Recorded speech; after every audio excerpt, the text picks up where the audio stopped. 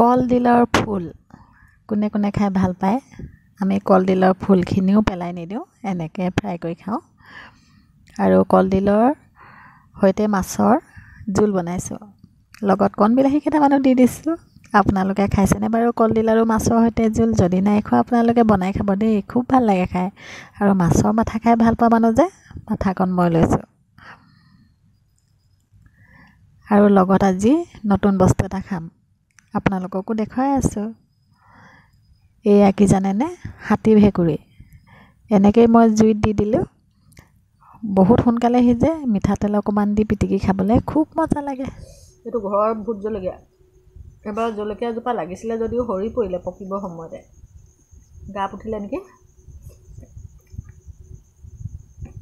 এদিন মোৰ বাৰীৰ শাক পাচলিকেইটা আপোনালোকক দেখুৱাম বাৰু দেই। ঘৰতে খাই থাকিবলৈ হয়, ভেন্দি, তিতা কেৰেলা, ভাত কেৰেলা, দাংবাদি। এদিনো দেখুওৱা নাই বাৰু। কণ বিলাহী নিকিনাকৈ খাই আছোঁ আৰু। নিজে কৰা যে মৰমো লাগে, ছিঙিবলৈ মনো নাযায়। নিকিনাকৈ শাক পাচলি খাই থাকিব পাৰি, নিজে সেনেকৈ ৰুই থ'ব লাগে সময় পালে।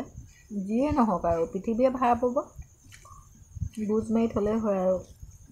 অকণমান সাৰ জাবৰ লগাব লাগিব।